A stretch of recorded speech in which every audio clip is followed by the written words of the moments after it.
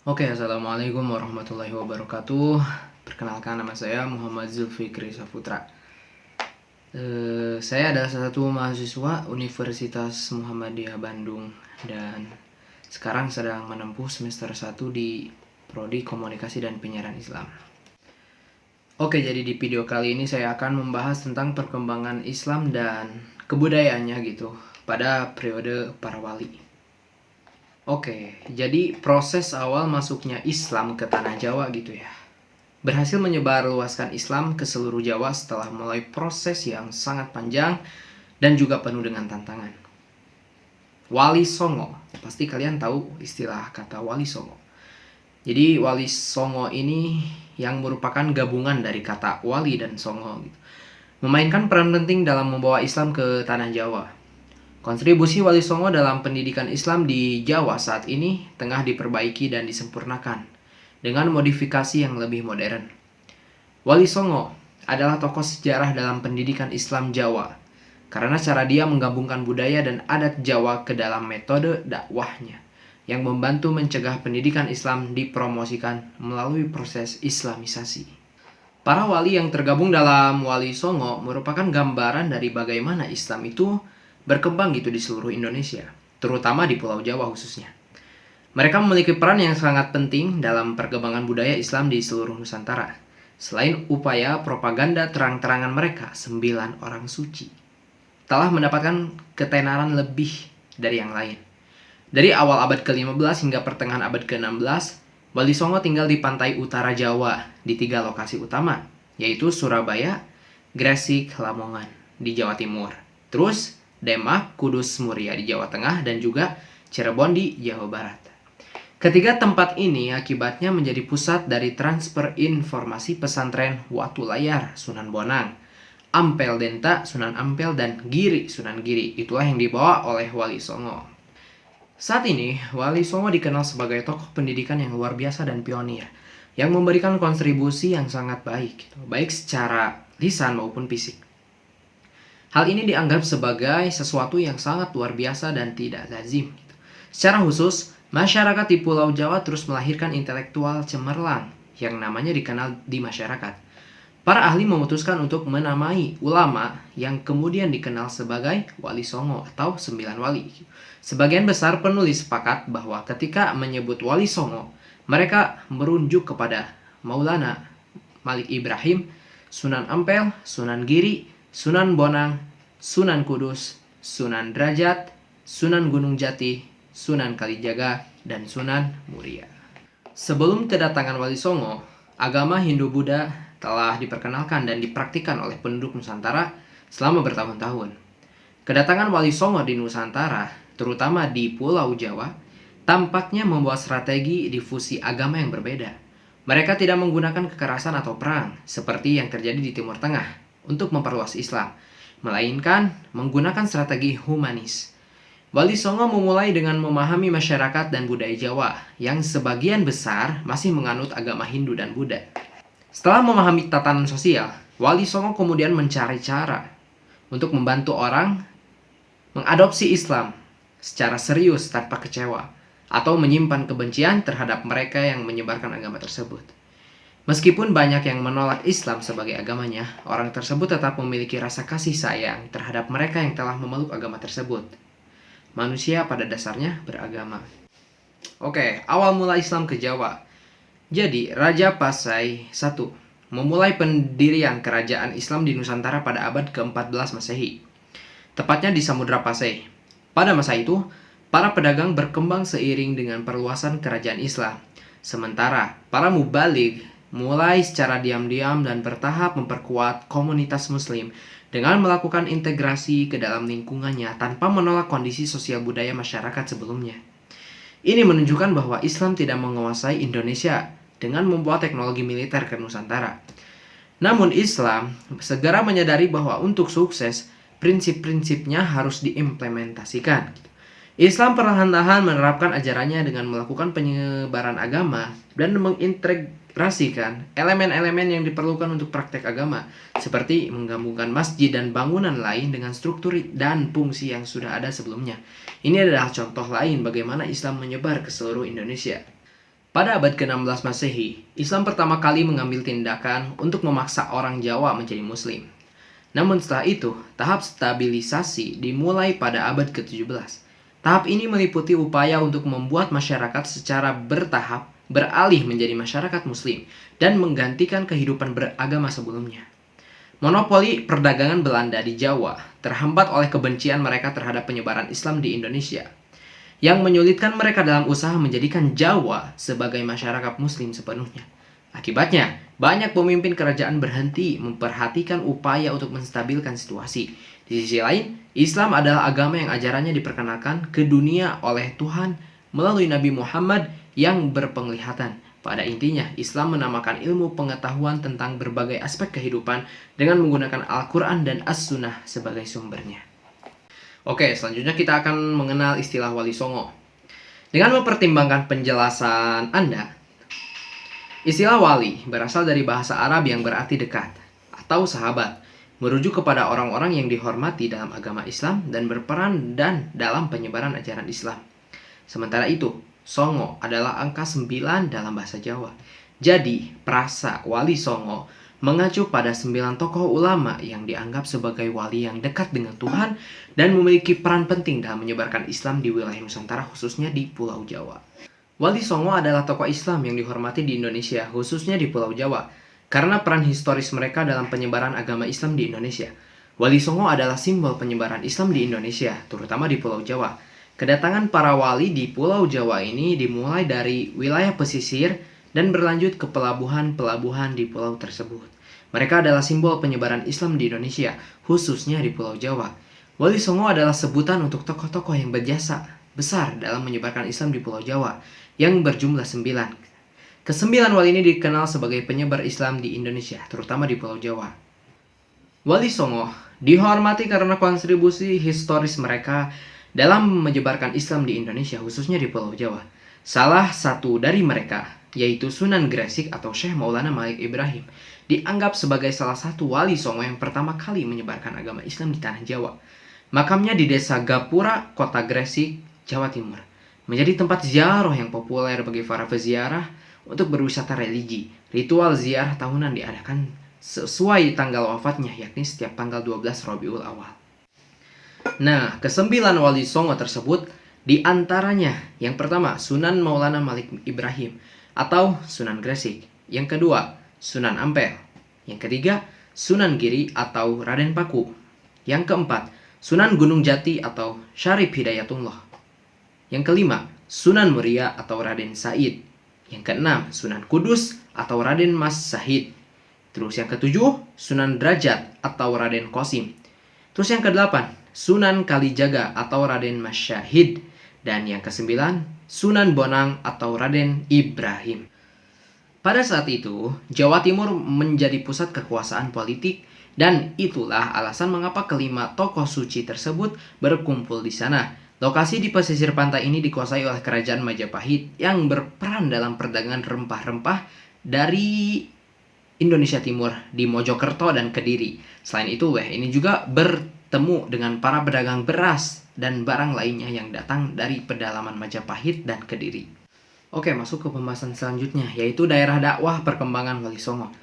Komunitas Muslim Jawa memiliki warisan tradisi 9 wali, dikenal dengan Wali Songo. Mereka utamanya berpusat di daerah pesisir dengan kehadiran yang lebih terbatas di wilayah pedalaman.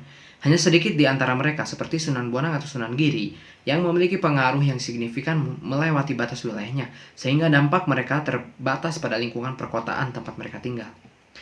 Wilayah batas ditetapkan sesuai dengan struktur politik yang berlaku pada masa itu, terutama karena keberadaan seseorang penguasa lokal yang disebut Kiai Ageng.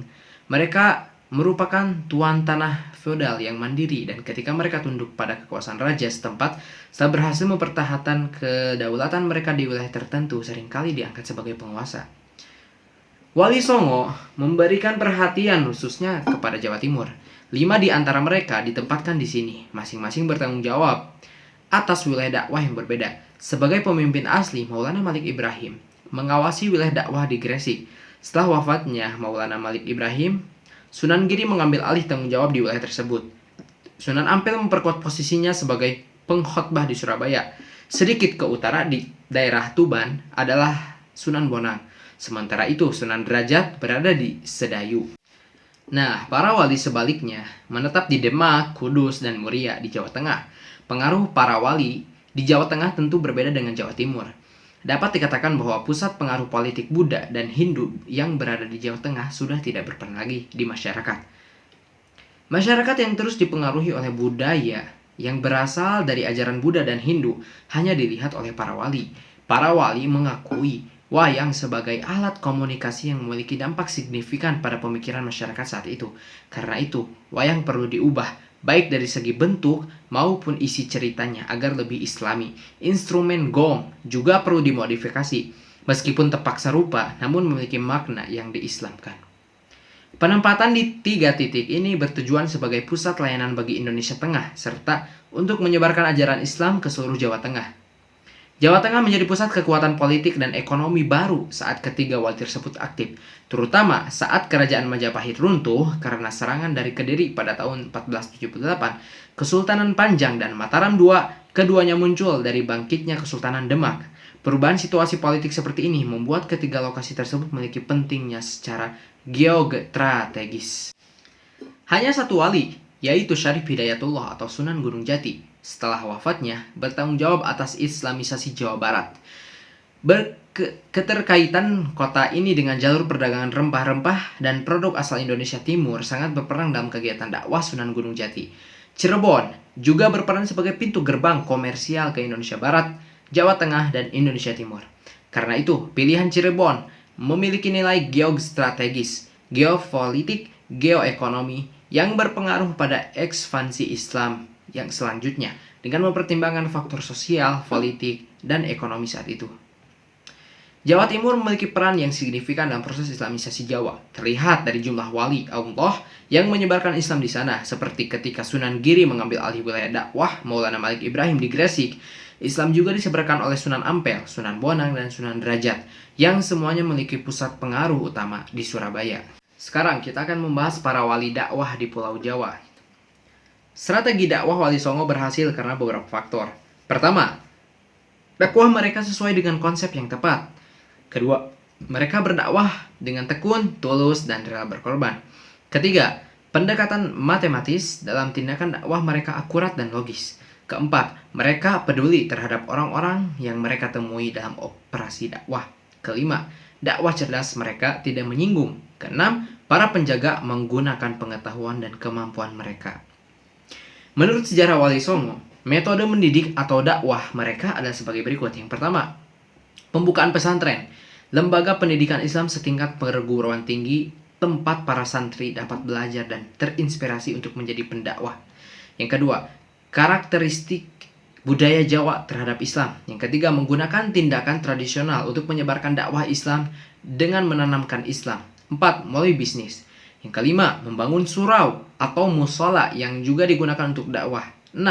Masyarakat dikumpulkan melalui kesenian rakyat khususnya dengan menggunakan ensemble gamelan untuk menabuh dan setelah itu diberikan ajaran agama. Yang ketujuh, dalam kesenian wayang, beberapa wayang dari cerita Mahabharata dan Ramayana masih digunakan meskipun di dalamnya didoktrin agama terjalin di sepanjang narasi yang menampilkan seorang pahlawan Islam. Yang kedelapan, mengizinkan kebiasaan yang sudah mendarah daging yang sulit untuk diubah.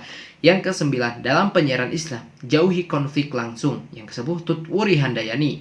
Yang kesebelas, bagian-bagian adat yang sulit diubah, segera diubah. Nah, terus peran Wali Songo dalam menyebarkan agama Islam di Jawa. Jadi, tidak dapat dipungkiri ya, peran penting para wali dalam perkembangan Islam di Jawa. Para wali secara konsisten menghormati adat istiadat yang telah lama dikenal di lingkungan sekitar saat mereka menyebarkan Islam. Hal ini terbukti dengan berhasilnya mereka mengintegrasikan fenomena budaya kuno ke dalam ajaran Islam tanpa merasa asing, termasuk dalam konteks etnis Jawa. Terdapat berbagai kontribusi dari Wali Songo terhadap pendidikan Islam di Jawa yang saat ini terus dikembangkan dan disempurnakan dengan penyesuaian zaman. Peran Wali Songo tetap relevan hingga saat ini dan terus berkembang sepanjang sejarah.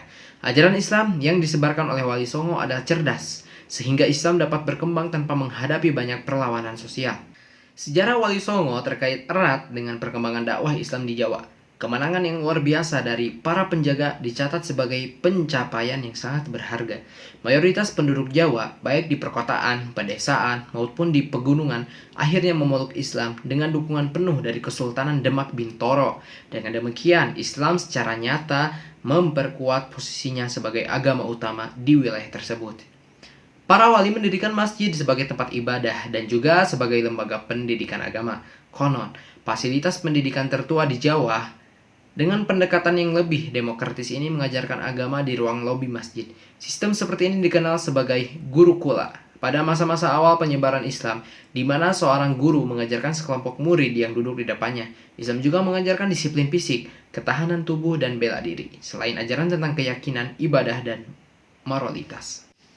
Kesembilan wali memainkan berbagai peran penting dalam ekspansi abad ke-15 Islam di Jawa. Kontribusi Wali Songo dalam penyebaran agama Islam meliputi 1. Bertindak sebagai perintis dalam memperkenalkan Islam kepada anggota masyarakat setempat yang belum mengenal ajarannya. Yang kedua, sebagai pejuang yang teguh menegakkan dan memajukan akidah Islam semasa hidupnya. Yang ketiga, sebagai spesialis dalam mata pelajaran Islam. Yang keempat, Anda memiliki bakat yang lebih besar karena Anda lebih selaras dengan Allah Subhanahu wa Ta'ala karena Anda terus-menerus memujinya. Yang kelima, sebagai tokoh agama Islam terkemuka di wilayah itu, mereka memiliki banyak pengikut Muslim, banyak ruang di antaranya.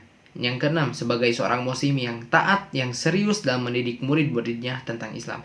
Yang ketujuh, sebagai kiai yang menguasai prinsip-prinsip umum Islam.